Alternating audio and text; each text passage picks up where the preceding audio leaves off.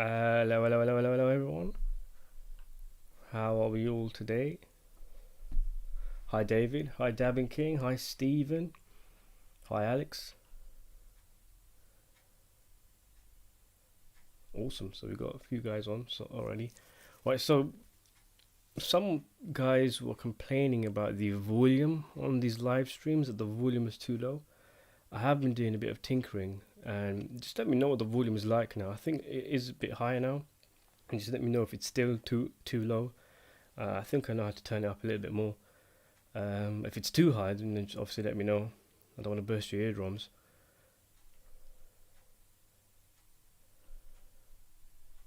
Yeah, so hopefully the whole volume issue is sorted out.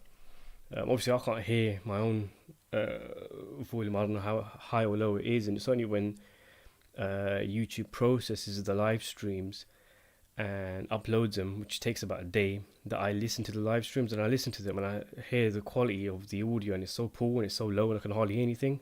So I've been trying to work out how to fix that on the software I'm using. I think I've done it now.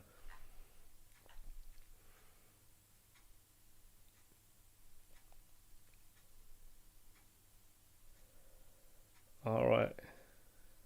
Any plans to take a risk and go YouTube full time? Now, no way, no way, not anywhere near enough money to even think about that. But even if I was, hold on a second, I'm just making sure I am live. My data stopped. But yeah, the thing with going YouTube full time. So I mean, first of all, I'm nowhere near that stage where I can even be thinking about that. But even aside from that, even if I was able to, I don't think I would, because I mean, first of all, if you're doing YouTube full time, you can't really turn it off, and you can't get benefits. There's no health insurance. There's nothing at all like that. It's just you on talking to yourself with a laptop and a microphone. And with YouTube is being so unstable, you don't know what's going to happen. You could get banned or demonetized. All sorts of stuff can happen, and you could lose everything in a matter of seconds.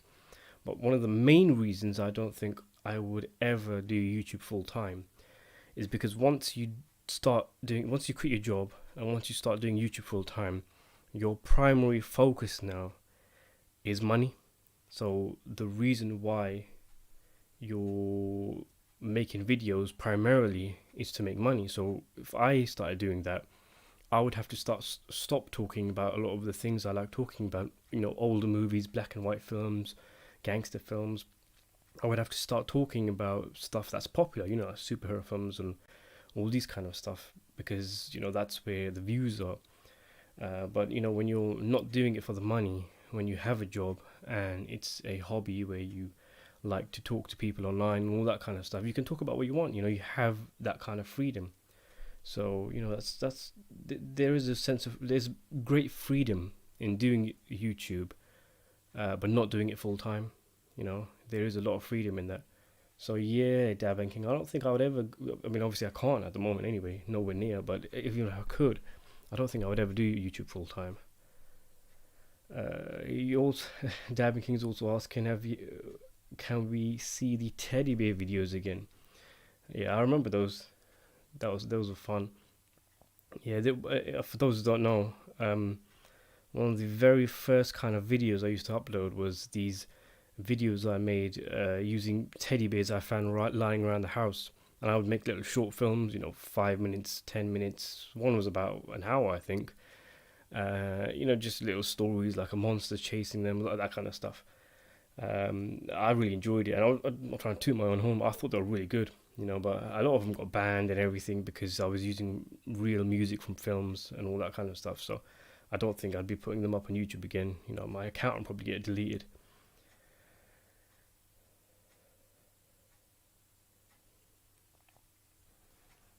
Hi Cal, how you doing? David Salgado, you're asking, have you ever wanted to become an actor or director? I'm not sure if I ever had concrete goals on doing that. I do fantasize about being an actor sometimes. I do think I would, if the stars aligned, if I was able to become a director, that would be amazing. what I was actually looking at when I was studying was actually looking at screenwriting. That was actually something that I thought would be more doable for me. As in, it's a more reachable goal. You know, you can actually write a screenplay in your spare time while you're working, and then you can sell it off to a film studio or something like that. Whereas being a director is obviously a commitment, and it's a very difficult thing to get to. I mean, I suppose in today's day and age, anybody can make a movie, but you guys know what I mean. But being a screenwriter is a lot more easier in the sense that you don't have to be attached to a film production or anything like that. You can just literally write a screenplay in your own back garden, and then the difficult part is getting that screenplay out there.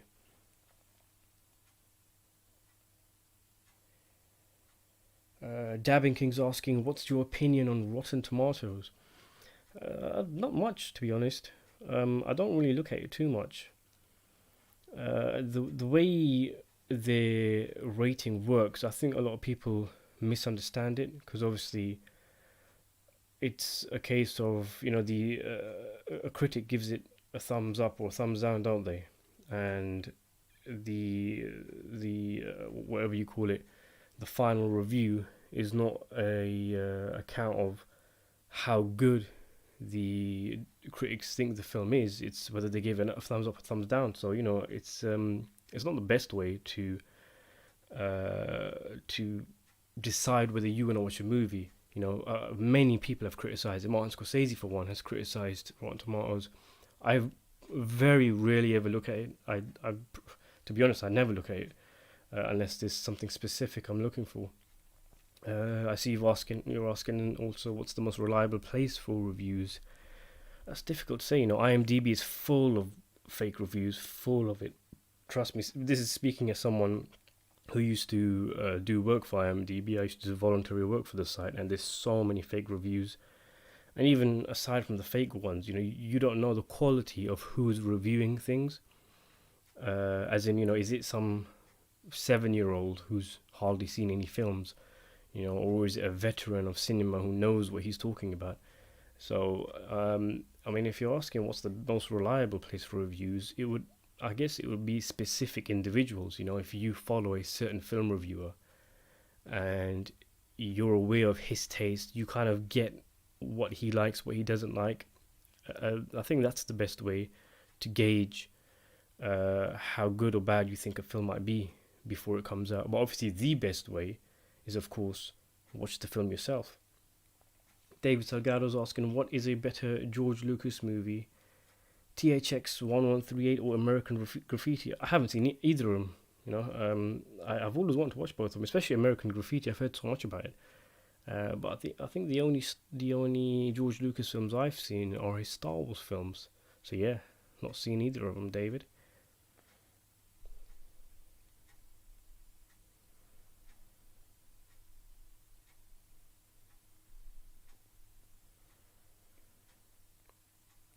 So have you guys seen that recent trailer that came out for the Comeback Trail, the new film with Robert De Niro? Morgan Freeman's in it, and Tommy Lee Jones.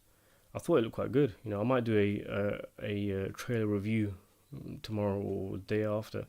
I thought it looked quite interesting. It stars De Niro as a movie producer who it's a remake, by the way, of a film made in the 1980s, and De Niro plays a kind of wacky movie producer who teams up with this other movie producer to kill their main star for the insurance because De Niro is being threatened by a mobster played by Morgan Freeman. And so it's supposed to be kind of a wacky comedy. It's directed by the guy who wrote Bad Boys, but more importantly for me, he wrote Midnight Run, a film in the 1980s starring De Niro that I thought was really good. He wrote that. I've got reserved expectations for it, but I watched the trailer. I thought the trailer was very good. I thought De Niro looked really good. He looked very energetic. He looked on it like he wanted to be there, which is not something you can say for a lot of his films. So yeah, Dabbing King. Yeah, I will do a short little trailer review, but I thought it was very good. There's another film he's been in recently, De Niro. He was in this film called The War with Grandpa. I've actually seen that. It's not even out in the UK where I am. It's coming out in October, I think it was, so next month. But he was in this kids movie called The War with Grandpa. I've actually finished my review of that, and the review is going to be coming out in a few days. So yeah, look out for that. De Niro's first movie to come out after The Irishman. Interesting times ahead for his career, because obviously he's got quite a few projects lined up. Of course, the big one being Martin Scorsese's next film, Killers of the Flower Moon. David's asking, have you read the Invention of Hugo Cabaret book? And if not, have you any plans? I haven't read it. Have you read it? Is it worth me checking out? I've got loads of books I want to read. I've bought so many; they're all in my cupboard, and it's just a matter of getting time, because it's a commitment reading a book, isn't it? You watch a movie, your movie's over in 2 hours, but reading a book, reading a book can take a long time. So I'm quite picky with the books I read. But yeah, let me know if you've read it and whether it's any good.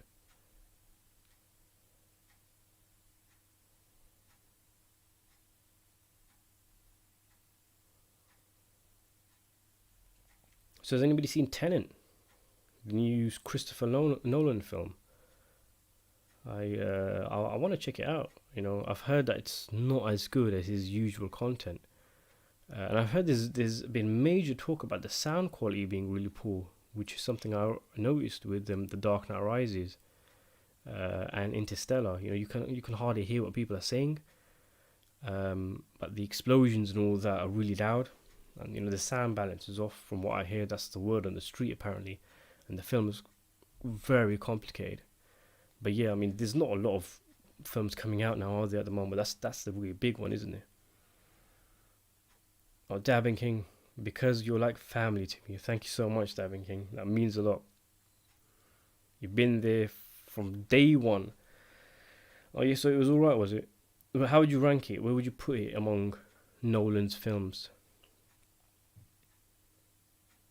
Alright, Cal's waiting for IMAX to open. So IMAX closed where you're at, is it? That's a David, yeah, it is a good book. That was Hugo. My favorite Robert Redford directed movie. Alright. Have I seen any Robert Redford directed movies? Let me just quickly have a look on my account. He's retired now, isn't he? From directing and starring in films. 84 years old now he is, isn't he?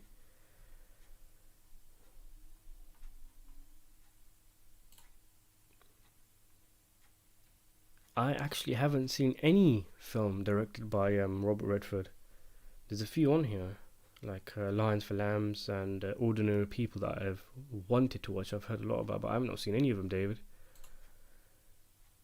Right, solid 7 out of 10. Dabbing King. That's for Tenet, by the way, guys. So Alex Spurs asking not asking, saying the Batman trailer reminded me of a mobster movie for some reason. Yeah, it did have that kind of vibe, didn't it? Um, it felt a lot gritty, not as gritty the Joker film. This is just going off the trailer, obviously, but it kind of had that kind of style that Michael Vaughan has with his films, but at the same time a kind of grounded grittiness. And obviously the villains apparently are going to be more grounded, not very Looney Tunes esque or comic book esque, and which suggests there could be quite mobster like. I mean, obviously, Batman's villains have historically often been mobsters, haven't they? The 1990s cartoon, the animated series, which was amazing. It had I mean, usually the backdrop, the main bad guys were always mobsters, apart from these supervillains. It'd be actually pretty cool, if there was a Batman film with no supervillains, just him, essentially a mob movie with mobsters, bad guys, and Batman having to solve a murder or several murders, or trying to get at the top of a mafia crime. I mean, there's so many opportunities with Batman films, a lot. David Salgado's asking, do you think Alice Doesn't Live Here Anymore should have won Best Picture instead of Godfather 2, in your opinion? No, I don't think so. Alice Doesn't Live Here is a very good movie, a very good Scorsese film. If you haven't seen it, I would recommend it, guys. Alice Doesn't Live Here. Was it? Yeah. A fantastic little family drama. Scorsese's only film with a female lead as well. And it's got a very good, short small supporting performance from Harvey Keitel, who was really intense in the film. But no, it's nowhere near as good as Coppola's second Corleone film. I don't think. I definitely think that deserved Best Picture. Yes, I'm going to be that guy who's asking, have you seen West Side Story? No, I haven't. I haven't seen the original. And obviously, there's a remake coming out, isn't it? Steven Spielberg's making it, or has already finished filming, I think. But no, I haven't seen it, no. True Harm. I really want to watch Once Upon a Time in America, but it's so damn long, lol. Yeah, it is long, but it is worth it. I definitely think it's worth it. It is definitely a film that you have to be in the right mood for. You have to, be in a situation where you know you're going to have peace and quiet for the next 4 hours. It's just you, your TV, and probably a toilet break halfway through. But yeah, I mean that film is just sometimes you watch a movie and the movie kind of takes you away. You kind of forget your own problems in life, your own issues, your own kind of boring old life, and you get sucked into the characters and the story. And Sergio Leone's films are all like that. And Once Upon a Time in America is no exception. It's a fantastic film, I think. A really good movie. Definitely worth watching. David Salgado, do you think Taxi Driver should have won Best Interesting one? Because Taxi Driver, Rocky, those films came out. There was a few films that came out that were worthy of Best Picture. If I remember correctly, Network came out during that year as well. 1976 it was, wasn't it? And a few other films that were really good. So, I mean, to answer your question, I think, yeah, Taxi Driver deserves it more than Rocky. But there's a few other films within contention as well. But yeah, I think Taxi Driver should have got it over Rocky. I don't think Rocky's as strong as Taxi Driver. But then again, the fact that Taxi Driver was even nominated is actually a big thing for me, because I can see that film being quite controversial, it said something about what kind of movies they were awarding Oscars to back in the days. If Taxi Driver came out today, people would probably be calling it controversial and everything. Some of the mainstream studios might avoid it, and who knows, it might be too controversial to win any awards at the Oscars. My favorite martial arts movie. Oh wow, there's so many. I really like the Raid films. The Raid 2, for example. Some older ones. I like Jackie Chan's Snake and Eagle Shadow, Drunken Master 2. The Chamber of, what was it called? The Chamber of Shaolin. 13th Chamber of Shaolin, I think it's called. But yeah, there's so many great martial arts films. If I had to pick one though, that's an impossible task. I mean, maybe Drunken Master 2, The Legend of the Drunken Master, that one is really good. David Salgado, Goodfellas will be 30 years old on September the 19th. Yeah, 30th anniversary. I've got a few videos on Goodfellas coming up this month, so yeah, look out for them, because I've made them a while ago, a couple of months ago, and I scheduled them for release in September around Goodfellas' 30th anniversary, because obviously then there's going to be a lot of people looking up the film, maybe even watching it for the first time or rewatching it on Netflix, things like that. So it's a good time to be releasing a video on Goodfellas. Curved Glass 123. Will cinema be dead within 10 years? I think so. That is, I mean, the way cinema is going and what's left. Some people ask. I mean, it's really interesting, because many a time people have suspected that cinema is about to die, with the advent of television, for example. Many people thought television would take over cinema, but that didn't happen. Maybe it was affected, but it didn't die. And then we had VHS, when people started being able to buy films on VHS. There was again comments about cinema dying, so I don't think this is anything new, but this time we're living is unprecedented, because obviously we've got so many new ways to watch films. A lot of people have home cinema systems that are superior to their local cinemas. They have no reason to go to the cinema.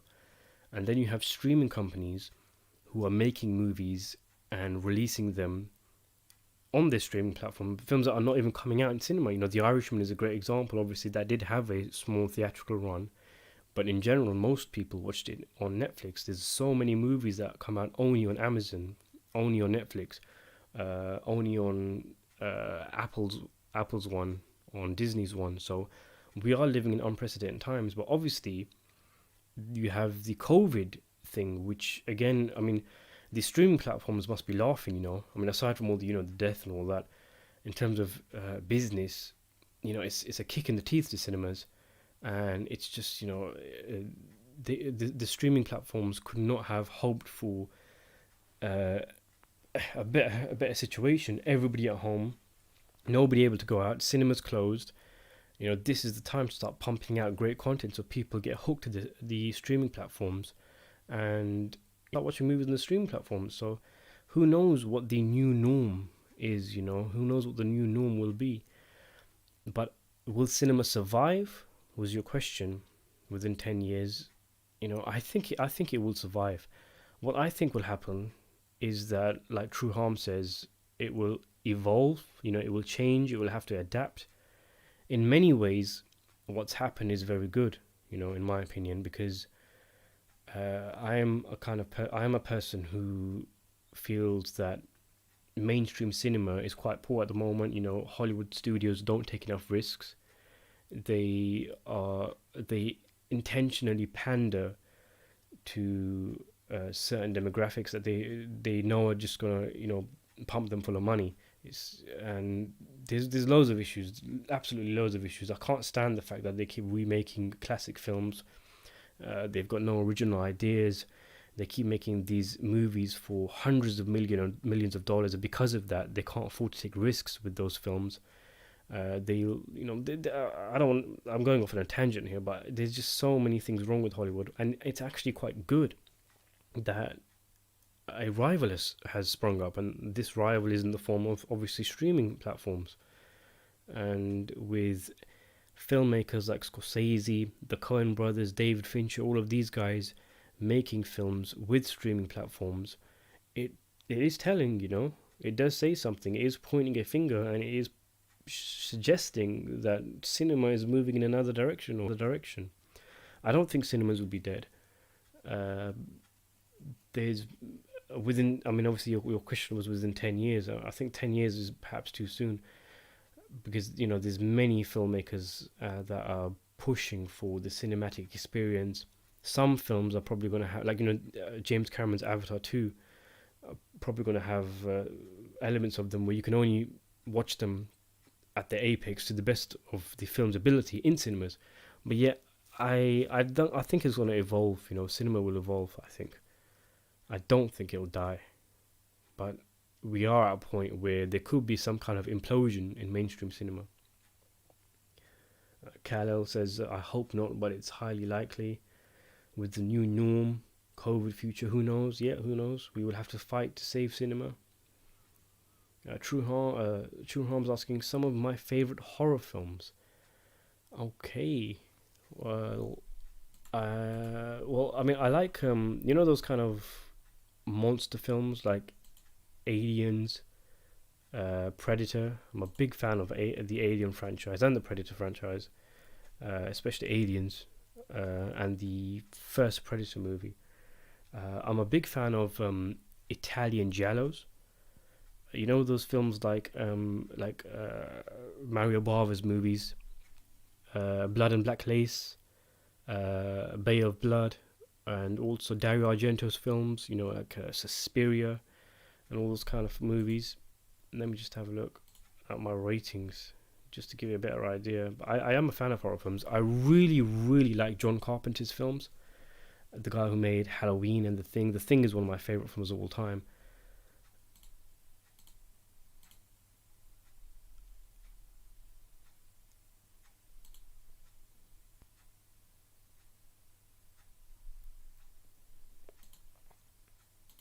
I'm just going through my own account. I'm just gonna filter them by horror, see what comes up, see what I've missed.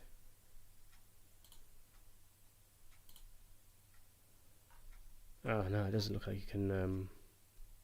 Doesn't look like you can filter by horror, by genre. But yeah, anyway, I know I'm missing. I know I'm missing a lot, but I really like John Carpenter's films. Those kind of, those kind of slasher films from the 80s.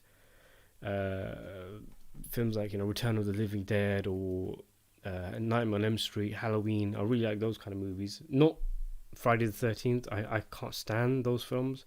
I think they have no flavor, no life. But I'm a really big fan of Carpenter. A really big fan of Mario Bava. I like the old Universal horror films as well. Films like the original Frankenstein, Bride of Frankenstein. Those films are great.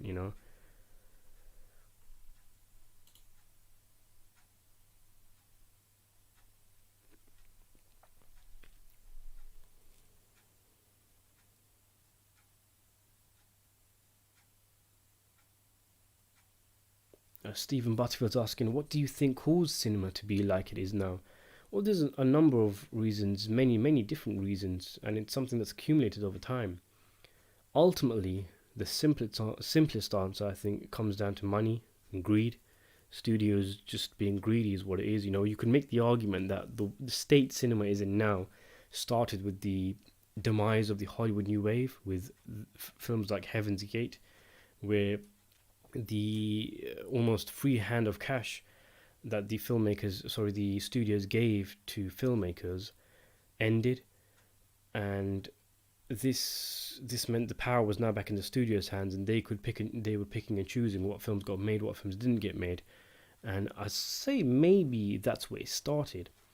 And now we've come to a stage where instead of for example, a movie studio greenlighting a movie that costs 2 million and another that costs 10 and another that costs 50 and another that costs 20 and another that costs 1, and like let's say combining to $100 million, you got 10 different films that will cost $100 million in total. One of them will win the best picture Oscar, one of them will flop, one of them will lose money, one of them will be a smash hit. That's just how it worked. But we're not living in that age anymore. We're living in an age where these studios are too greedy, and they'd rather greenlight a movie that will cost a lot of money, more than $100 million, and because of that, they need to rely on that film making $1 billion, because that's what they're aiming for. A movie making double its budget and it costs 20 million. That's not good enough anymore. They don't care about that stuff. So it has to make huge amounts of money. And if you want your movie to make huge amounts of money, you have to make it safe. You have to make it lack controversy. You have to make it appeal to everybody. And what you end up with is just a conveyor belt of bland, boring movies that, make money, but they're just shit. And so that's really where I think the problem is. It's the greed. And it's affecting films. It's affecting filmmakers. That's why they're pissing off. That's why they're going to Netflix. That's why they're going to Amazon. That's why Scorsese's new film is being made by Apple TV.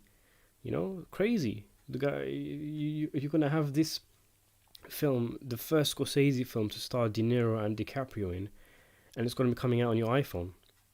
Yeah, I know it's going to have a cinematic release, but times are changing, and these studios only have themselves to blame.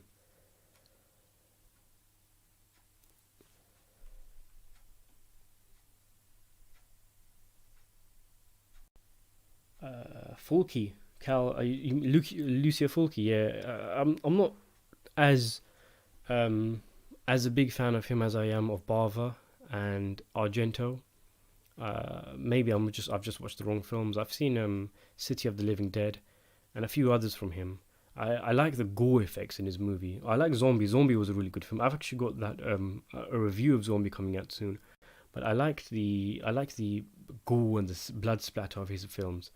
But I think he doesn't really have the quality that Bava and Argento had. But he is pretty good, comparatively compared to a lot of other Italian giallo directors. Right, where are we? Alex Burr, with the technology today, people who want to make movies don't need Hollywood. Yeah, that's really true. You know, more than any other time in history. Today, anybody can pick up a camera and make a movie. You know, they don't need to go to Hollywood and go up through the system. Because that's really true. There's a lot more freedom. That's something I didn't mention. As well as the competition, there's a lot more freedom for young, well, not even young, but filmmakers who don't have who don't have Hollywood essentially. Do you eat cinema food whilst watching a film? Asks Curved Glass 123. Do you mean like when I'm in cinema, or do I eat cinema food at home? When I'm in cinema, it depends on the film really.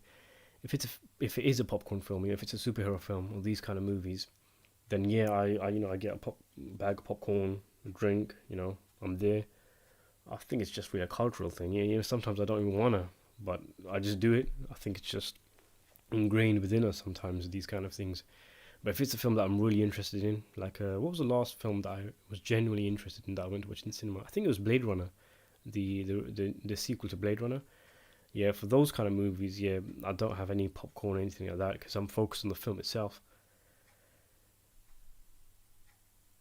All right, so I'm a bit behind the chat. Let me just scroll back up.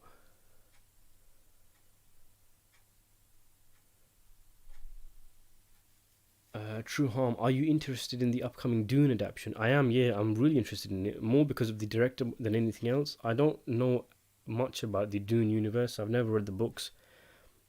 I've not seen the one made in the 1980s. I've heard that the universe is apparently unadaptable, but if they make it work, we've got another major science fiction franchise on our hands. But the guy who's directing it, Denis, I can't pronounce his second name, but he's a great film director. We were just talking about one of his films, the new Blade Runner 2049. He's the reason why I'm looking forward to it. It's got a really good cast. It's been in production for ages, which suggests that it doesn't really suggest anything. But I mean, I'm hoping that they're really planning something big with this. So yeah, I am looking forward to that. How do you watch older and newer movies? Asks Daniel Kim.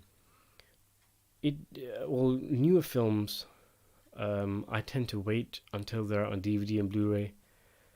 I'm not really someone who goes to the cinema that much for various reasons. I get annoyed quite easily when I'm in cinema, when people are flashing their phones or coughing and talking and laughing and spluttering, all that kind of stuff. But it's also because where I live, the cinema that is closest to me does not have many great films. They only show the mainstream stuff. So I have to travel quite far to watch some decent films. I just wait until they come out on DVD and stuff. That's probably one of the reasons why you don't see a lot of reviews for new films on my channel. How I watch older films, it's films that are on TV. There's certain TV channels that show specifically older films. I also download them from the internet. I'm not gonna lie. Probably the vast majority of movies I've ever watched, I've downloaded off the internet. So yeah, that's how I watch films. True Harm, my favorite Argento is Four Flies or Grey Velvet, although I haven't seen them all. I think I've seen that one. That's one of his earliest ones, wasn't it? Yeah, he's done some great horror. The earlier ones were quite different, weren't they? And then when he moved into films like Deep Red and Suspiria, and there's an interesting one. If any of you guys have seen it, I'd like to know your opinion. Inferno. Inferno is quite interesting. That's one of the. I've actually reviewed that as well, by the way. Technically, I don't think it's a good film, but I actually loved it. It had this nightmarish quality to it. I actually think if there's any film that can be described as a nightmare, genuinely capturing the feeling of a nightmare, it's Inferno, made in 1980.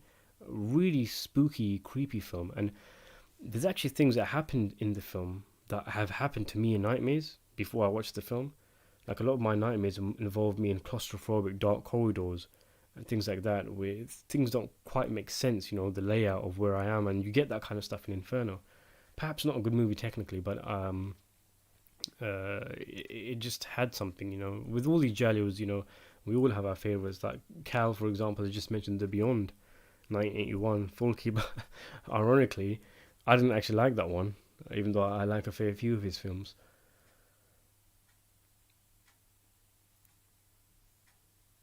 Hello, Martin. How you doing? Where are we? Stephen Butterfield. What do you think is making? Sorry. What do you think is the best country making films today? I don't know really. That's really difficult to say. Because if even if you watch American films, for example, you can split American films into so many different categories. You can split them by state. You can split them by mainstream. You can split them by Hollywood or independent. All that kind of stuff. And usually, what we get from other countries, foreign countries, is the best of what they're offering. The shit films that they're making, we never hear of them. But if they're good enough to, go international, then that's why we're hearing of them. So it's really hard to point at a country and say, yeah, these guys are making the best films. But I have been impressed with some of the output from Asia recently. Films like Korea, which I think have been they've made a lot of hardcore movies, haven't they, in the last 10, 15 years. And, we can say all we want about American films, but they have, America makes some great films, So, yeah, that's a difficult question to answer. I guess it'd be better for a person who watches a lot, and I mean a lot of new movies from various places all throughout the world to answer that question. The Oncoming Storm, no, I haven't seen Tenet yet. I do want to watch it. I do plan to see it. I'll probably wait until it comes out on, physical release. Probably not the best time for me to be going to cinemas at the moment. Where I live is regarded as a heavy area for COVID-19. David Salgado, do you think Martin Scorsese is ever going to get another Oscar win? Possible. The Oscars haven't been kind to him. Who knows? Maybe this new one, Killers of the Flower Moon, will be the one to get him another one. The movie that he actually won for, The Departed, I don't even think is anywhere near one of his strongest films. I didn't think he deserved Best Director for that. He should have won it about 4 or 5 times before that. But I think no, realistically, I think he's just gonna get screwed over again, and he'll remain someone who won one Oscar. I think that's actually why they gave him the Oscar in the first place, just to make sure that he got one before he died. It was more of an honorary Oscar than anything else.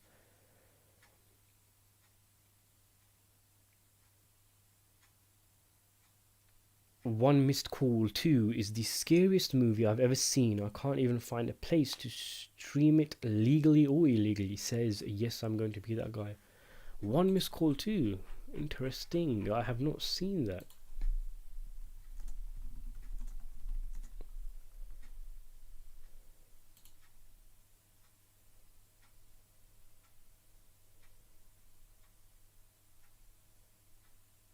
Right, so a Japanese restaurant owner dies after answering his daughter's cell phone.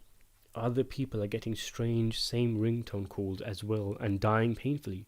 It happened in Taiwan. It also happened in Taiwan as well. Can the police stop it if it's a ghost? Okay, interesting. Rakendi is asking, why are a lot of your videos about mob movies? Well, there's two reasons, and I guess they're both interlinked. The first is that I like mob movies, so I'm a big fan of mob films. And the second is that my subscribers in general are a big fan of mob movies. A lot of the reasons why people subscribe to this channel is because I talk a lot about mob movies, and that's something that a lot of people on YouTube aren't doing. Very few people talk about mafia films. But I do have more interests than mafia films, mob movies, crime films. I'm a huge fan of those kind of movies, but there's a lot of other kind of films that I do like, and I'm hoping that as the channel gets more subscribers and gets more popular, that I can start talking about other kind of films as well. At the moment, it's just a case of talking about. Well, not really, because I do talk about. I've talked about a few westerns. I review all sorts of films. But I mean, I guess what you mean. I get what you mean in that I talk a lot about mob movies, and that's like I mentioned. I like mob movies, but also my subscribers like mob movies. If, say, for example, I started talking about westerns, which I have done and which I will do because I love westerns, and those started getting the same amount of views that my gangster movie reviews and videos did, then I start talking a lot more about westerns as well. So it's one of those, you have to kind of keep the balance.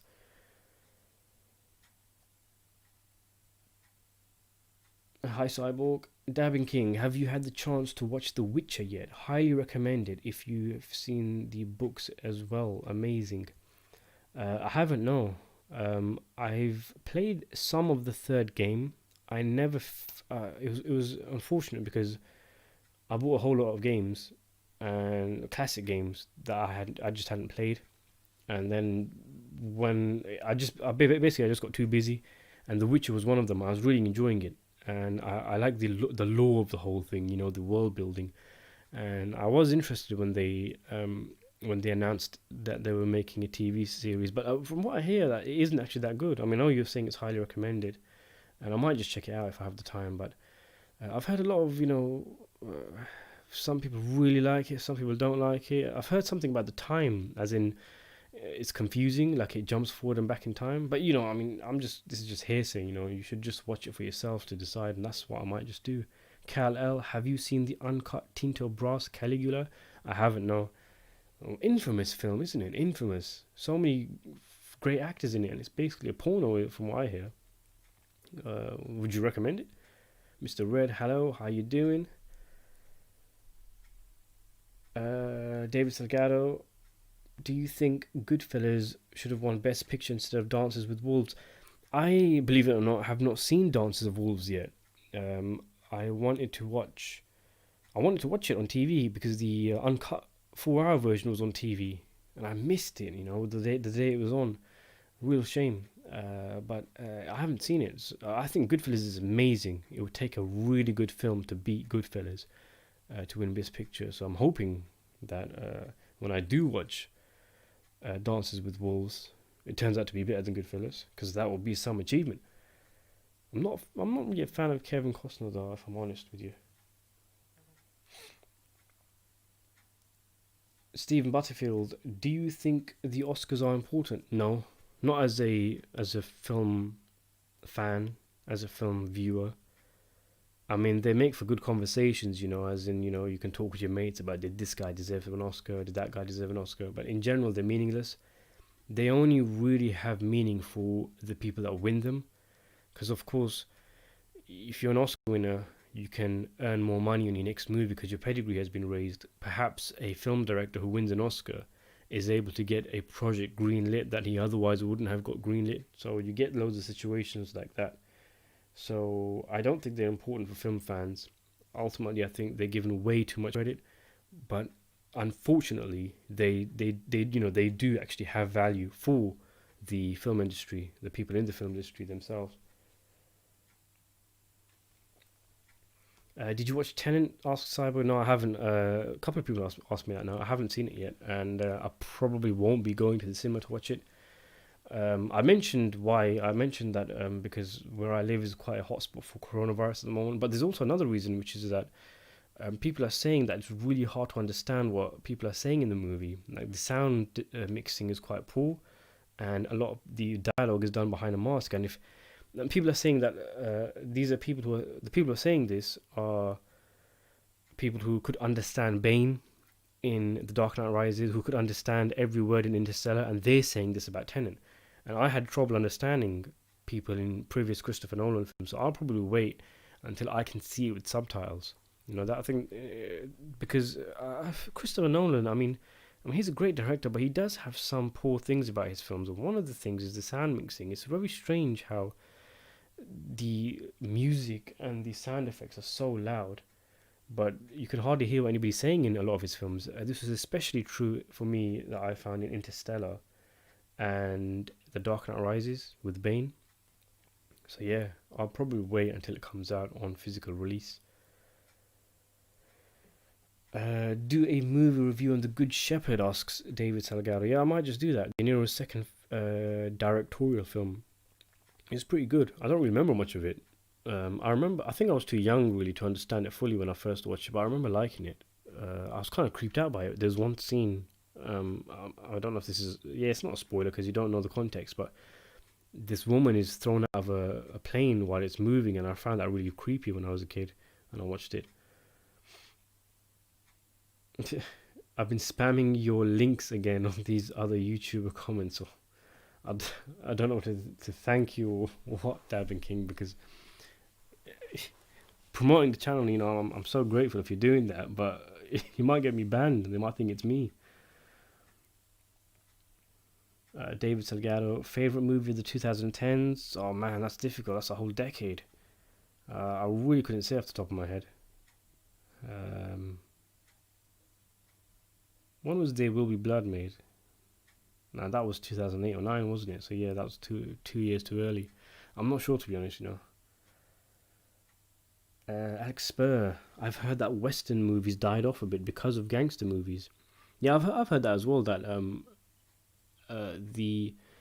the West not necessarily that they died off because of the gangster genre, but the gangster genre replaced the Western genre in the sense that much of the things that people went to see Western movies for, they found that instead in gangster movies, and gangster movies were the new, interesting, cool things, and people could relate to them more because they were living in times where these mafiosos were really powerful. They were out on the streets, they were in shop corners, they were on the news, all this kind of stuff. You've got movies being made about Al Capone, and then Al Capone himself watching those films and giving his opinion is crazy. And they've had the longevity, haven't they? Because they've lasted and they're still popular even today. Gangster films, obviously, they're not making them anymore, but there's still an audience for them, as proven by this channel and as proven by you guys.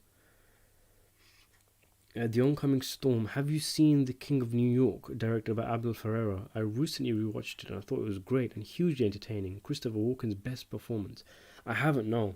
I've seen Bad Lieutenant. That's the only Abdul Ferreira film I've seen. And based on Bad Lieutenant, I do want to watch King of New York. So yeah, I will check that out if I can.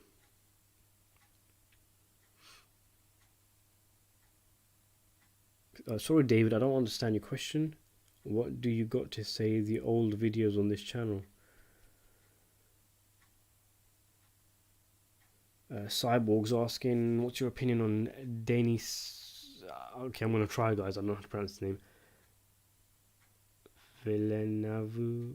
Sorry, I'm hopeless. I'm just hopeless with names. But the director of Prisoners, Arrival, Blade Runner 2049. Are you hyped for his next project, Dune? Yes, I am. Talked about this about half an hour ago. Yeah, I am excited for Dune, and it is pretty much because of the director. I've seen Prisoners, brilliant film, brilliant drama. I've seen Arrival, great film. Blade Runner 2049 surpassed my expectations. This guy is the real deal. He knows what he's doing. I saw Enemies as well, which was good. I've not seen Incendies, which is apparently supposed to be his best film, but yeah, he is a great film director. Sicario is another one. That was a great film. So yeah, I am looking forward to Dune, and it's primarily because of the director, who I think is one of the top talents now in mainstream cinema at the moment. David, what do you think about your old videos on your channel?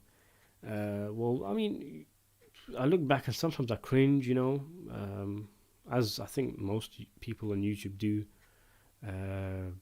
Not all the time.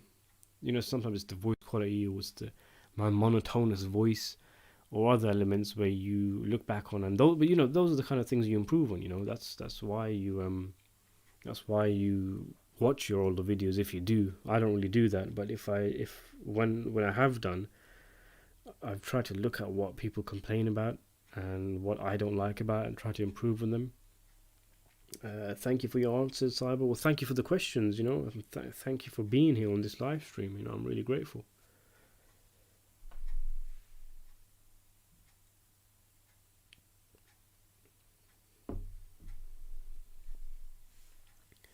I mean, with the director of Dune, Denis, he's probably one of the best in the business right now who can get projects he wants to make off the ground. There's not a lot of guys now, is there? You got Nolan, Tarantino, and who else? Who else can make a film that's not already in a franchise and get it financed? Maybe Ridley Scott, but there's not a lot of directors nowadays that can do that. Even someone like Scorsese, it's always in the news about how he fights to get his films made. His recent film Killers of the Flower Moon, The Irishman, had a huge history behind it. They literally had to get illegal funding to make The Wolf of Wall Street. It took him 20 years to make Silence. And that's just one film director who's supposed to be the best film director alive, and you'd expect to get any film made. Who's your favourite Sopranos character not named Tony? Asks Jameson. I mean, there's so many great characters in that film. I'm a big fan of Phil Leotardo. You know, I thought he was hilarious and he was a brilliant antagonist. And one of the best things about him was that it was a case of Frank Vincent finally getting a kind of defining role for himself instead of being a bit player in mob movies. He got a role that, you know, people will remember him for, and he played it brilliantly. I like Paulie. You know, Paulie's he's hilarious, isn't he? He's such an asshole, though, isn't he? Junior is lovable. I think everybody loves Junior. Couldn't stand him in season one. I hated him so much. And a friend of mine who had finished The Sopranos said to me, "Trust me, you're gonna love him when the season's over, when the series is over." I thought, no way, I'm not gonna love this guy. I can't stand him. He's so bitter, emotional. And he's a weak boss, and he's just so petty. But then, you know, when Junior essentially becomes a kind of consigliere for Tony, and as his dementia gets worse and as it becomes more funny, loads of funny scenes when he's in under house arrest, like his hand getting stuck in the sink. He's just brilliant, isn't he? But yeah, Sopranos has a lot of great characters. Silvio, again, another fan's favorite. You know, loyal till the end. Never really put a foot wrong. Was ruthless when he needed to be. But Sopranos is just a wonderful show, wasn't it? Cyborg, any idea on what Quentin Tarantino's next movie should be? When you say should be, do you mean like my opinions? Because he's not got anything concrete on the table at the moment, from what I hear. You know, there's that Star Trek film that I made a video on. He was gonna make a film with Star Trek. Now they might make that according to him, but he's not gonna direct it, so he's moved away from that. There's been talks here and there about a third Kill Bill movie, but there's always been talk about a third Kill Bill movie. You know, that's always going to be there. From what we gather, his next film is going to be his last. You know, according to himself, he's going to only make 10 films. But it doesn't seem there's any information on what he's going to make. So, can't help you there, unfortunately. I have no idea. David's asking, are you going to get the Irishman novelization book and the other Scorsese novelization books have not read? Are you asking me if I've read the other ones? No, I haven't read the other ones. So what's going to be in the Irishman novelization? Because the Irishman is obviously based on a book anyway. So is it just going to be a novelization of the film itself? In which case, I mean, I guess it might be interesting, but I'd probably rather pick up the book instead. Yeah, Paulie Walnut's brilliant character, Jerome. Jameson saying Pussy or Junior, yeah, I love Junior. Puss, not so much. I do feel sorry for him. You know what happened to him and the stress he was under towards of the second season. I don't know, there was something about him that I just found off. Lawrence has recommended a comedy cat fight. I haven't heard of that. Let's just have a look. Let's just IMDb that, shall we? Always great when you guys throw some recommendations my way. You know, it's not easy to find good movies with so much flying in your face from these streaming platforms, from cinema, from everywhere. You just get lost.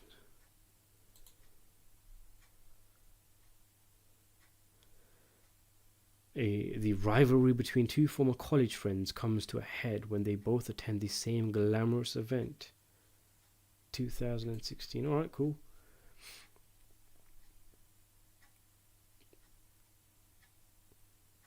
Jameson's asking, are you a Paul Thomas Anderson fan?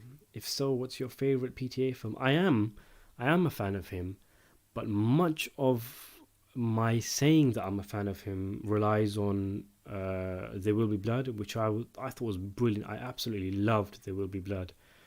I've not seen all of his films. I've seen Magnolia, which I thought was okay. What was the other one? I've seen Boogie Nights, which again I thought it was okay. I did feel it was a little bit of a porn version of Scorsese's Goodfellas, a porno version. Not a porno version, but you know, a Goodfellas, but set in the porn world.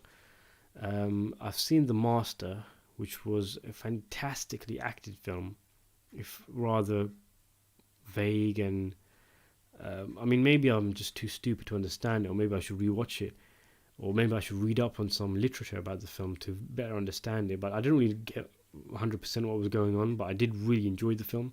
I loved the way it looked and the way it was acted. Inherent Vice, I just found a bit confusing. I've struggled to follow it, which I've heard is kind of the point. But then that begs another question: what is the point? But yeah, I am a fan of him. But again, like I said, it just mainly relies on There Will Be Blood and one or two other films of his I've seen that I can't remember off the top of my head. I haven't seen his latest one with Daniel Day-Lewis.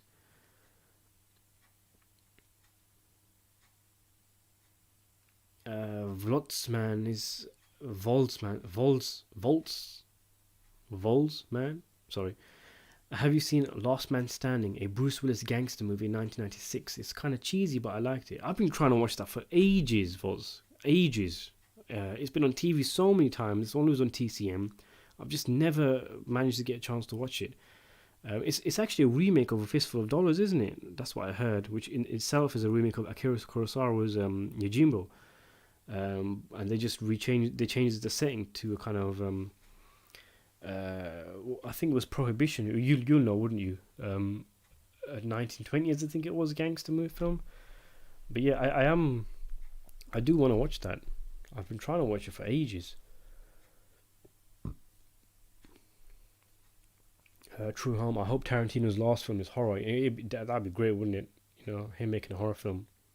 Imagine he makes a horror film in the vein of the Italian giallos. You know, they'd probably get banned for being so bloody and gory. Yeah, that's a good idea. You know, Tarantino going horror. That would be interesting.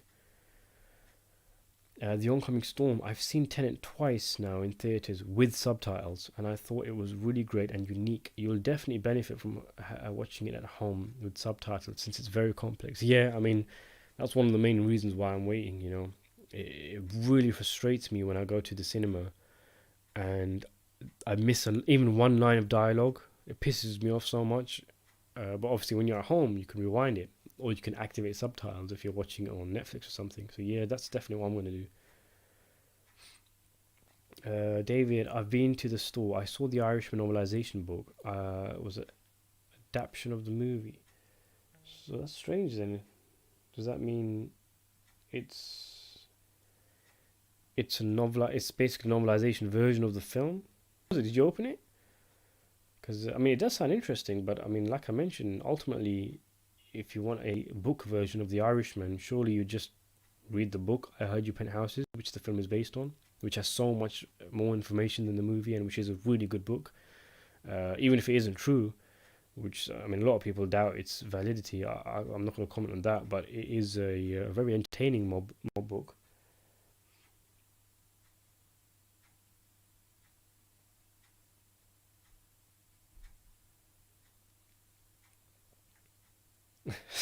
Stephen, I was hoping everybody would forget about that Emperor's New Groove. Who was it? That was Dr. Andy that was going on about, wasn't he? I haven't seen him in a while. Um, like with every retro review, I have to see the film again.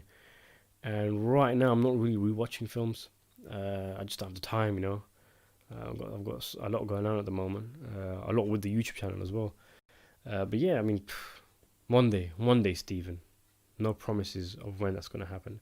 Alex Spur, 1996 HBO movie Gotti, has a lot of the Sopranos cast in it. It's a good movie you can watch on YouTube, suggested by Michael Franzese. Yeah, he said that was the most accurate mob film ever made, didn't he? I remember hearing an interview where he said that. I think he said the second was Donnie Brasco.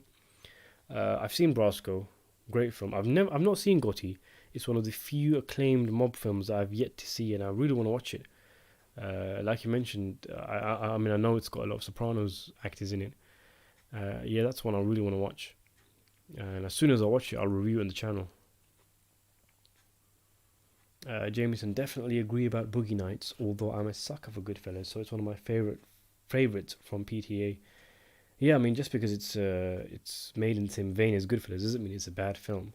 I enjoyed it, but I mean, there's something strange about PTA's earlier films. There's something about them that I could just never quite connect. It's like I can sit at a distance and acknowledge that what I'm watching is a good film, but there's something that I just doesn't click with me. but it did for There Will Be Blood.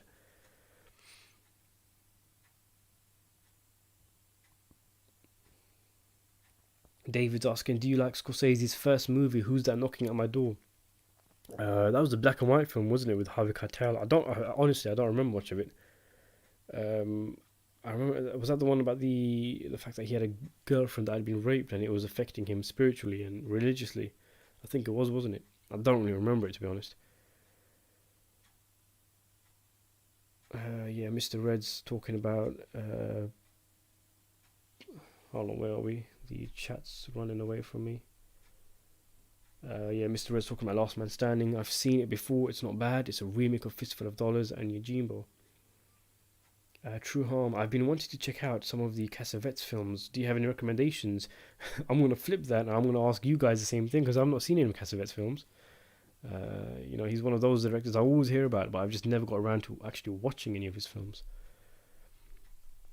David, yeah, but there is still an Irishman naturalization book.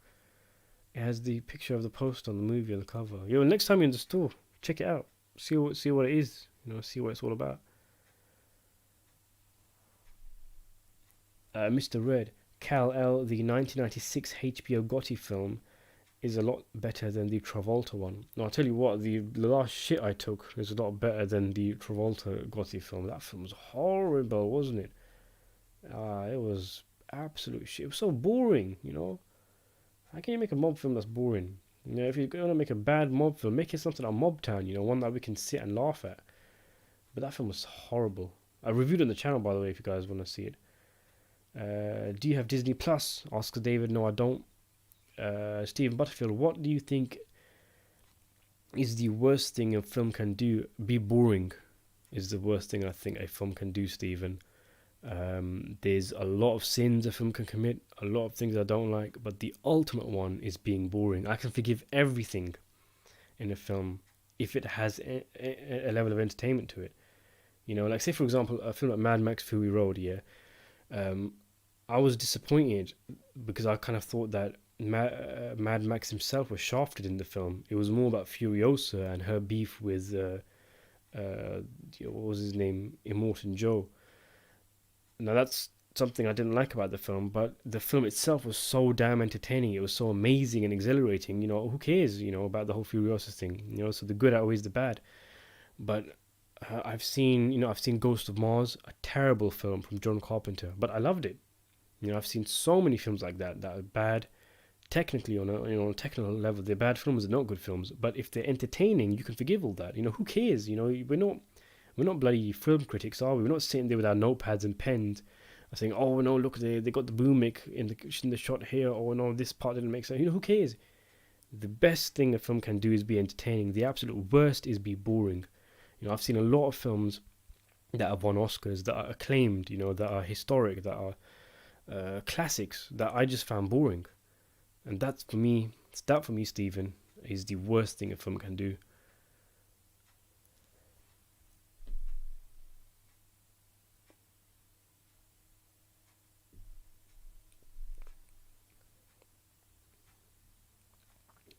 Not staying true to an original vision is True Harm's answer.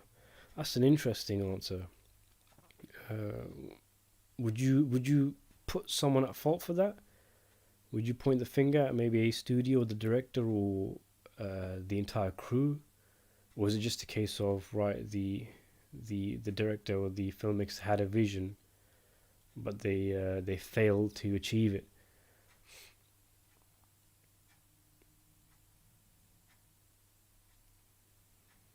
Yeah, Mr. Redman, trust me, the last shit I had was pretty decent compared to the Gotti film. Rakende, do you think the Sopranos movie is going to be good? Ooh, I'm optimistic. I am optimistic. I am hoping it will be good. I don't think David Chase is. I was going to say I don't think he'll let us down, but he hasn't had much success with films, has he? As opposed to TV shows like The Sopranos. But it's the original crew. It's David Chase. they're not making it for the fans or anything like that. They're making it because they have a story they want to tell, which is always a good sign. I can't stand when they try and pander to fans. They should just tell a story that they want to tell, regardless of whether they think people will enjoy it or not. So the signs are there for a good film. Some of the set photos look kind of wacky, you know, like almost like caricatures of characters. But you can't really tell nothing from a set photo. I am looking forward to it, and I am cautious, but I do think I mean I'm gonna say yeah, I do think it's gonna be a good film. It's gonna be one where we as the fans are gonna have to accept many things. Like one of them is obviously that it's gonna be what, 2 hours long maybe. So we can't expect another season of The Sopranos. We can't expect loads of character development and loads of different plot threads and things like that. They're probably just gonna focus on one little thing mainly in the film. So the fact that it's been gone for 10 years and it's coming back, we have to try and keep our level of hype very, very low, you know, if we wanna enjoy it. See, a lot of these films that came from these series, like Deadwood had one, Breaking Bad had one. A lot of them, they took fans by surprise because they were different to what people expected. But ultimately, they were enjoyed, they were appreciated. They didn't blow anyone away, but they were appreciated, and I think that's what's going to happen with Many Saints of Newark. Fans will appreciate it. It will improve The Sopranos because it will add context to things. It will, like for example, Dicky Moltisanti. Will they show who killed him?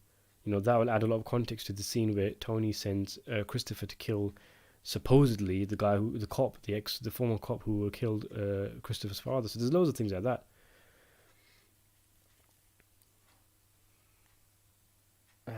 Cal L. Travolta as Gotti was disgusting. A vanity project. Even Pesci bailed out. Apparently the locals didn't like Travolta too. Yeah, Pesci. Yeah, for those who don't know, the John Travolta Gotti film. Imagine this for a comeback film. Joe Pesci was going to be in it, and he actually sued the guys who made it because he was going to play one character, and the story goes that he put on a lot of weight, and then when it got around to filming or whatever it was, they said to him, you're going to play this character instead, and so he actually sued the production company. I don't know if he won or not, but he bailed on the project, as Cal says. True harm. I was talking mainly studio interference with the director's vision. Yeah, that's always irritating. When a studio interferes. We've had that a lot. But also, you can flip that as well and say that sometimes restraint from the studio is actually a good thing. We've seen many times where a director has made his vision completely and he's fluffed it. And we hear stories from even acclaimed filmmakers like, say, Francis Ford Coppola, whose movies have been reined in by the studio. So yeah, I mean, it works both ways, doesn't it?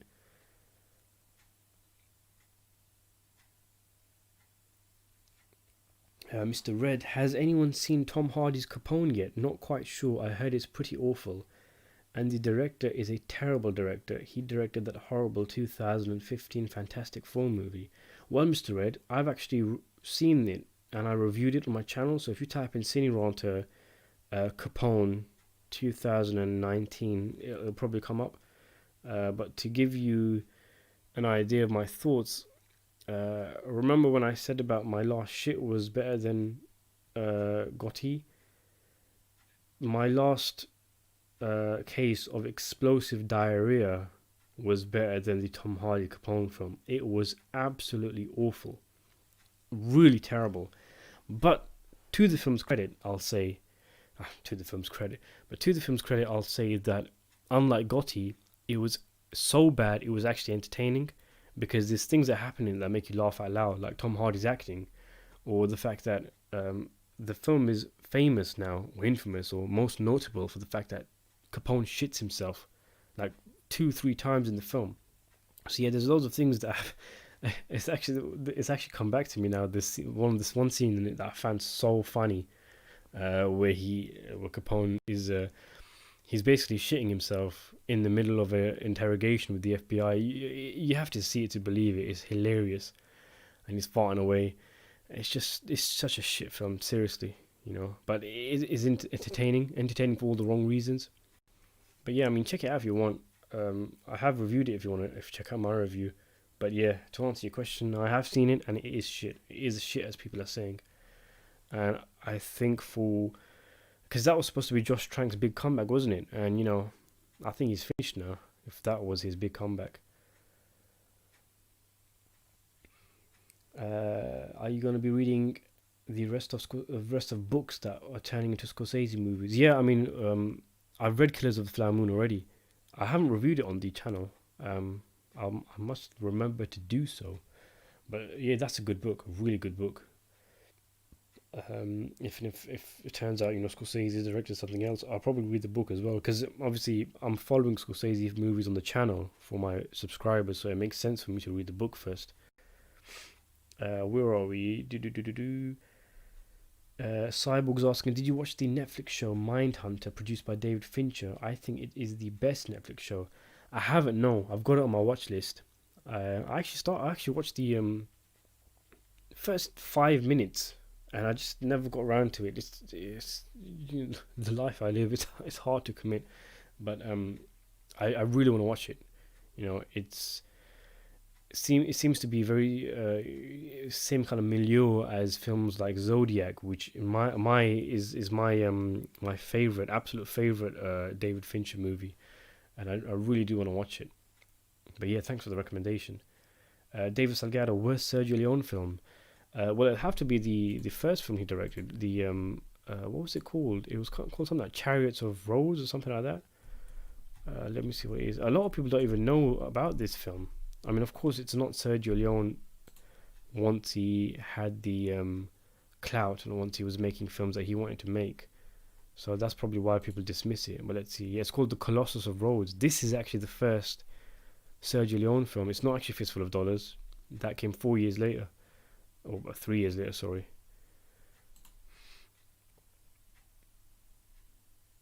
Rokende is asking, did you see Boardwalk Empire? I have, yeah. I've finished it. I reviewed every season separately on my channel except the first one. So yeah, if you want to check out my thoughts, you can check out my thoughts on my reviews. Just type in Cinema Answer Boardwalk Empire and it'll come up on YouTube. I liked it. I liked it a lot. There's a lot of good characters in it, a lot of good scenes in it. Fifth season, I'm not so impressed with, and in general, the series I thought was good but not great. Like it could have been better. They could have. The way I describe Boardwalk is that I feel it was building to something, but what it was building to, it never managed to reach. It felt as though it never really reached its potential. And in terms of history, there's so many things associated with that time period and those characters that they just missed out on. So much of Al Capone, like the St. Valentine's Day Massacre, Charlie Luciano setting up the commission and the National Crime Syndicate happened very quickly. And then you've got other things like the infamous Atlantic City Conference, where practically almost every of the big major characters in the show would have been sitting around the same table discussing business and stuff. It would have been an epic scene, and they just missed it. There's so many things that happen like that. But yeah, it is a good show. But I think it could have been better. Not on the same level as shows like The Sopranos, I don't think. David, review Righteous Kill. Yeah, I might have to do that, because it's right up my subscriber street, isn't it? De Niro Pacino crime film. Not a fan, by the way. I thought it was very mediocre. I don't think it was shit. I just thought it was mediocre. It didn't. It shouldn't have. It obviously didn't live up to being the big reunion film for De Niro and Pacino. But luckily, we got The Irishman after that. What do you think if Diego Luna from Narcos Mexico played Tony Montana in the next Scarface? Oh, he was at Giza in Game of Thrones, wasn't he? I mean, it depends on what they're going for, what kind of Scarface, what nationality is Tony Montana going to be, where they're going to set it. But he seems a good actor, I think he could do it justice. It would have to be, they would have to go for something different, They can't go all that skits and mental like Pacino's, because then people are going to start comparing it to Pacino's, and you just can't beat Pacino at that game, So they should try and do something different with it, which they are from the director Luca Guadagnino saying in interviews. Mr. Red, when I first heard about it, I had high hopes, and I was like, Tom Hardy is a great actor, and I think he could have pulled it off, though. The script and the director are shit. I got a great idea for the next project. No more reboots. Yeah, I mean, I was looking forward to the Capone film, but something told me that it wasn't going to be good. I mean, the initial reservations came from the set photos where I mean, he looked like a zombie, didn't he, Tom Hardy? And that was pretty much the first thing that told me that, you know what, this might not be so good. Then was I mean, well, not well, this was before, but the director's reputation with what happened with Fantastic Four. I haven't seen Fantastic Four or Chronicle, so I went in with a clean slate. I was like, I'll give this director the benefit of the doubt. But nah, Capone 2019 was a shit film. Very, very poor film.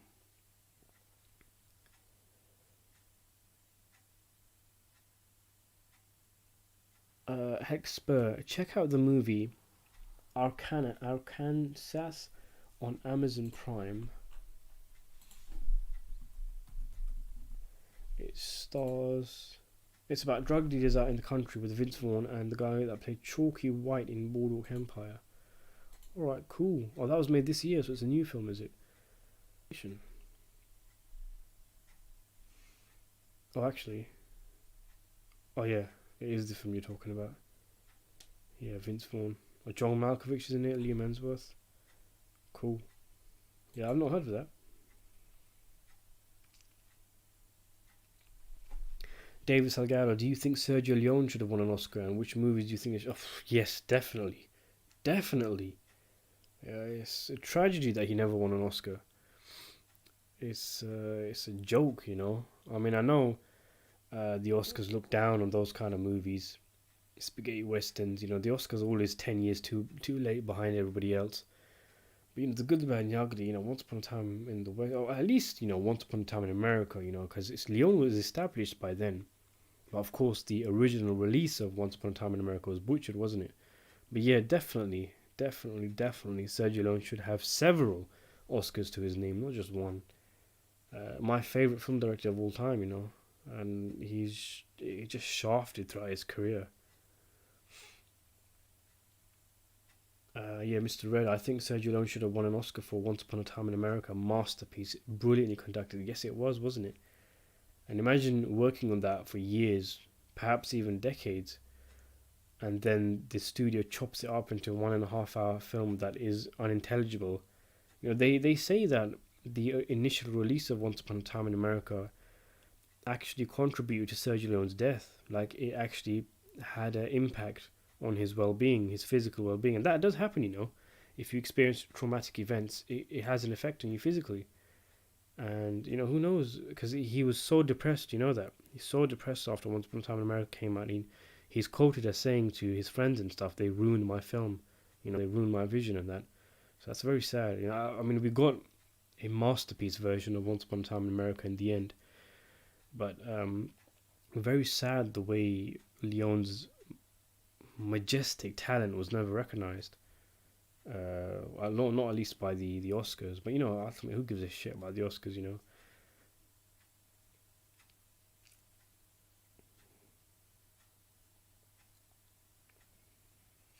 Mr. Red, same here, Senior Walter. I knew it was too good to be true because I think it would have been a good Capone film starring Tom Hardy, but the director of the script and the whole 9 yards are absolute garbage.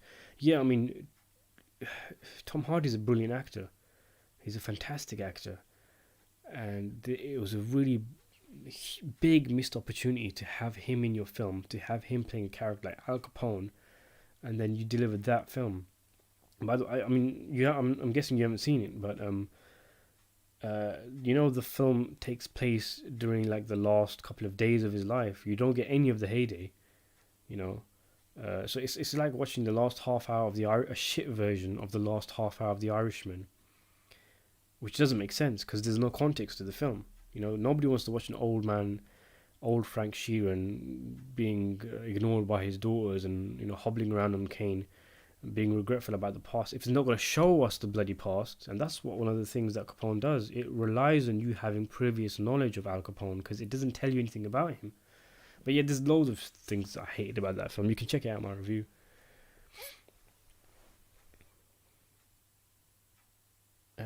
Cyborg Russian, which prequel story is better in your opinion? Godfather 2 or Red Dead Redemption 2? Oh man, I loved Red Dead Redemption 2. It's my favorite It's my favorite game of all time. I thought the first one was going to be my favorite of all time. Then they made the second one, and wow, it blows it away. The story was brilliant. The characters are amazing. Um, it's difficult to compare video games and movies because they're just two completely different beasts. But you specifically said prequel, and by that I'm going to take, does it set up and how does it enhance the original thing better? And I'm going to say, yeah, Red Dead Redemption, because it changes the game. It makes, yeah, man, you're bringing back flashbacks, of Arthur Morgan and everything. I'm not going to say anything more because I don't want to give it away that for people who haven't played it. But yeah, Red Dead Redemption 2, brilliant game, especially as a fan of westerns, At least give Sergio Leone a Lifetime Achievement Award. Yeah, I mean, and yeah, I find it bizarre. So Mr. Red says, I find it bizarre that Martin Scorsese has only won one Oscar throughout his filmography. Yeah, I mean, Stanley Kubrick never won one, did he? If I remember correctly. He won one for producing a film, I think, but not actually directing a film. Alfred Hitchcock, another one who never won an Oscar, only got an honorary one just before he died. Ennio Morricone very nearly won no Oscars in his life. He had an honorary one, I think, in about 2007, but he only won for The Hateful Eight, which was 2015, wasn't it? So just about 4 years before he died. 4 or 5 years. So I mean, there's loads of talented people who've never won Oscars, and we can piss and moan and cry about it, but ultimately the Oscars are pointless. Talent is talent, and many actors actually are of the opinion that the Oscars themselves are redundant because they pit actors against each other in competitions, which completely nullifies the point of the acting as an entity, acting as a craft. Do you think Scorsese should have directed The Hustler? Well, no, I think The Hustler is a brilliant film. I think it works as it is. If you want to see the Scorsese version of The Hustler, we've got that, which is The Color of Money. Scorsese's sequel to Hustler, which I think is a really good film. If you guys want to see a Scorsese film made with that kind of style that he made with Goodfellas and Casino, watch a film called Hustler. Watch a film called The Color of Money, which I think was made in 1986 or 7. Which has got Tom Cruise in it and Paul Newman. You don't have to see the original, The Hustler, made in the 60s, I think it was, but it does help, I guess. But that's a really good film. One of Scorsese's most underrated films, in my opinion.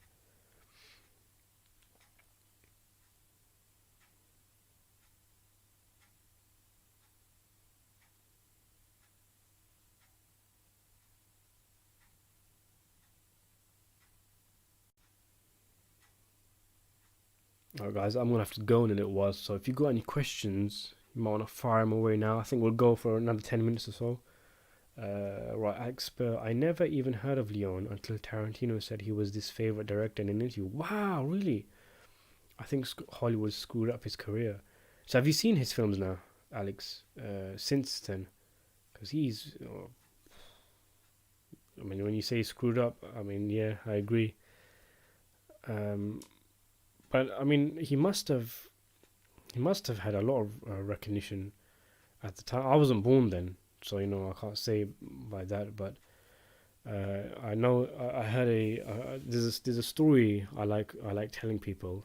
I don't know how much exactly it is true, but the story goes that Leon wanted Charles Bronson or Henry Fonda for A Fistful of Dollars, the main actor, the main character, among other actors, but those were two that he wanted, famous Hollywood leading men.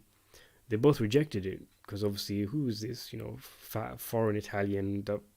No, who is this guy? Why do I want to be a film directed by him? But after Fistful of Dollars, obviously that kind of put him on the map. It got him a bit of recognition. But even still, when Leone made his next film for a few dollars more, he offered it to both of them again. They both rejected it. But by the time he made The Good, the Bad, and the Ugly, he was so well known, so well regarded, that when he offered the lead role in the next one to Fonda and Bronson, they both said yes. And then Leone was left in a predicament as to which one should he cast, and he ends up casting both of them, one as the hero and one as the villain. So I don't know how. I think a lot of that story is true. I don't know how much exactly, but I like telling that. That's a great story. But in a way, it makes me happy because it shows that yeah, Leone was dismissed initially, but he definitely gained some uh, clout and popularity. And obviously, eventually he had Robert De Niro and James Wood and Joe Pesci and all these guys star in the film directed by him. So yeah, he was definitely on the map towards the end of his career at the very least. Some people never at all become recognized until long after they're dead, don't they? So I mean, there's that even. Clown Prince Gaming Reviews and More says, "Have you ever watched the show Gotham?" No, I haven't. No, I think I watched the first few episodes, but it didn't grip me, it didn't capture me, so I I, I didn't watch the rest of them. Uh, would it be funny? Or it would be funny if Casino was to turn into a board game, says David Salgado. That's how would that work? Like Monopoly, like where you control different casinos on the strip, the Vegas Strip. Also, Alex, you have seen him. Once Upon a Time in America is my favorite of his. Yeah, brilliant film. What do you think of Michael Cimino's Heaven's Gate? Says Mr. Red. I haven't seen it. Someone in the comments said that they want to watch Once Upon a Time in America, but the idea of seeing a film that's almost 4 hours is daunting to them. I'm in a bit of a similar boat with Heaven's Gate, in that I don't have a lot of time to watch movies these days. I have to kind of steal time, if that makes sense. I stay up late at night when I'm really tired to watch a film, or if the kids are asleep, or they're out and I'm at home, I get to watch it. That's the kind of situation I'm in at the moment. Um, so when I do watch a film, it's very rarely I'm going to sit down and watch a film that's what's the director's cut? Something like 5 hours, isn't it? Um, but yeah, I mean, I'm always willing to watch a long film, but the thing is, people say that Heaven's Gate isn't really that good. Like a lot of people say, a lot of it's fluff. It's good looking, has a few strong scenes, but ultimately, a lot of it is weak. And if that's the case, then uh, you know, I want to watch it, but like 4 or 5 hours for a film that you're gonna watch it and say, you know what, that wasn't very good. I'm not really at a place where I can be watching a film like that, if that makes sense. Hopefully, I'm saying this as most of us are at home, not working and stuff like that. So it sounds hypocritical that if you're going to get a chance to watch movies, what better chance? But the honest answer is that I just don't have a lot of time. True Harm. One of the best ways to find old films is by listening to interviews with your favorite directors and seeing what inspired them. Yeah, that's a very good way. Yeah, you get I've done that with a few directors. I think I discovered the guy who made the Red Shoes, and other classic era films from directors like Scorsese. Um, with me, I've discovered new directors through. I just basically go through a rabbit hole. When you look at online on things like IMDb, I say for example, I'd watched Halloween, just because I've heard the name. That introduced me to John Carpenter. From there, IMDb recommended me horror films. I got into Suspiria. I watched Suspiria. That introduced me to Argento, which introduced me to giallos in general, which introduced me to Mario Bava. It just goes on from there. So uh, part of the thing I love about movies is actually the discovery element. How we find new films is actually part of the thing that I love. If you if you listed out 10 brilliant film directors right now, and I watched all their films and I loved them, it wouldn't be as great as organically finding new film directors and new movies and watching a film based on a whim, or seeing a film at 2 o'clock in the morning in the middle of the night, and discovering an entire genre from that. Things like that. That's one of the best things about discovering new movies, I think.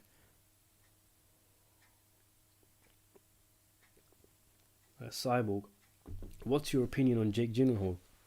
I think he was one of the most underrated actors in the movie industry. I wish you the best from France. Oh, thanks, Cyborg. Yeah, I like him. I think he's a really good actor.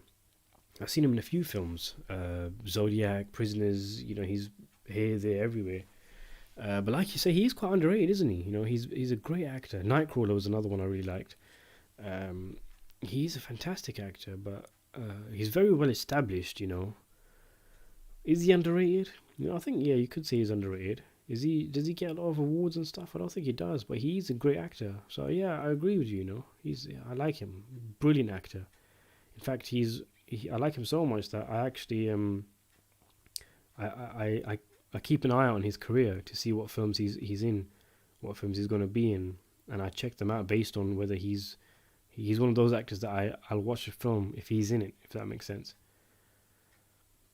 Alex Spur, I like The Deer Hunter, but the whole wedding part was pointless to me. A Deer Hunter is a brilliant film, isn't it? But it is quite, like you say, the pacing is way off, the editing and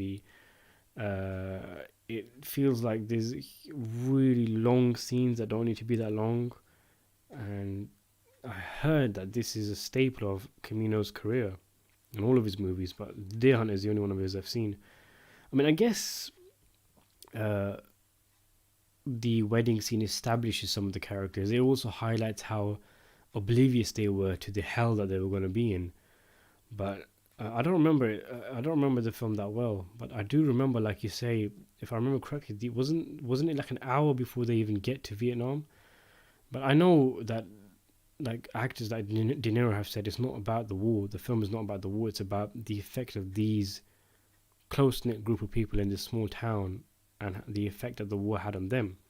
So I get what they were trying to do. It's an unorthodox way of getting the point around Camino with the wedding, but it works. I think.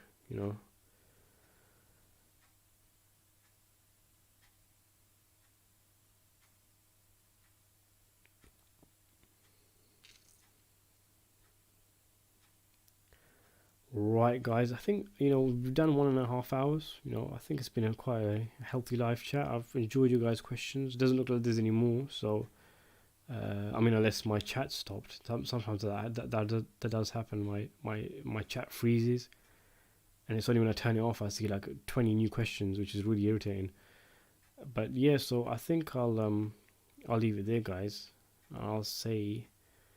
I'll say good night, good day, good afternoon, whatever it is, wherever you are. Stay safe, stay healthy, and hopefully I'll see you guys next week. Bye bye.